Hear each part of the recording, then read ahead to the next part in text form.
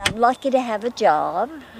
I do what they want done and do how they want it done and do what I'm told. Look, let me bring up another Michael Brooks quote here. His philosophy: be empathetic towards humans, be ruthless to institutions. So when it comes to, the common human, people that may have fallen into the wrong hole, fallen down the wrong, YouTube hole, how many people have done that?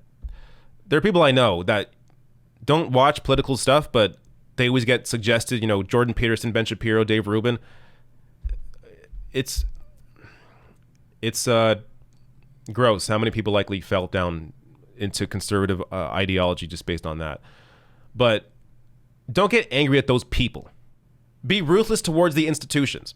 So you win people over by being empathetic, by understanding their situation and getting to them that way. But when it comes to people in positions of power, like Schultz, like Ben Shapiro, like Jeff Bezos, you can be pissed off at them, definitely. At the very least, like, mock them, ensure that they are not respected in society.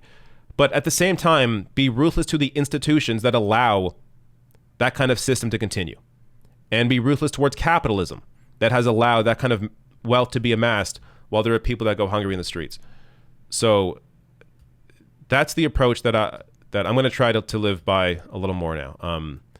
It can be easy to fall into the Twitter pylon trap sometimes. Because look, there are people that say dumb things. Some people sometimes, you know what? Let me give you an example right now. Since we're on the topic, I was going to show you something I was going to cover later, but this. Let me give you an example. So, Chloe Thibault here, who reporter in Maine, like a local news reporter, has 1,000 followers. This person has no power. But she tweeted out this story that I assume she did here. We all need a pick-me-up story these days. So this morning I'm introducing you to born and raised Mainer Jackie Hart. She's 84 years old and just got hired as a housekeeper at a motel in Southwest Harbor. So Chloe here is showcasing this story as like a feel-good story. This is an 84-year-old. 84-year-old that has to go back to work. This exposes how gross the system is. This is not a heartfelt story. But a lot of people here went after Chloe. Chloe's not the problem. I don't want to, some of the people I like. I'm not going to go after them. Because again, be empathetic towards the humans. So, but it's not Chloe's fault.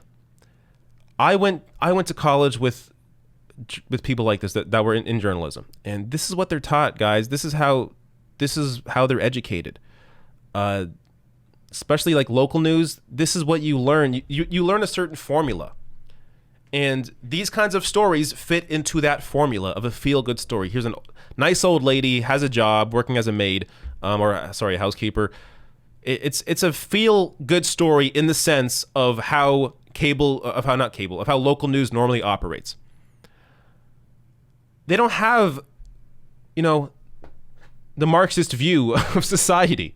You can't expect Chloe Thibault of Maine, local reporter, to understand, the bourgeoisie and like the constant battle. Like that's not. She's not at fault here. It's the institution that educates people this way.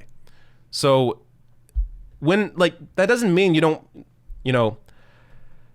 that doesn't mean you ignore the tweet or ignore her story. No, you tweet at her, but tweet it in a nice way. Be like, hey, Chloe, I know this seems like a feel-good story, but we live in a system where it doesn't make sense that somebody that's 84 years old should go back to work. Like, that's it. Like, or make it a question. Hey, this seems like a nice story. This lady's nice, but always start off with some kind words. The lady's nice. Seems like a nice heartfelt story, but we should also consider the fact that this lady shouldn't be having to work at 84. So if you're able to frame it in that way, then you're actually going to get through to people.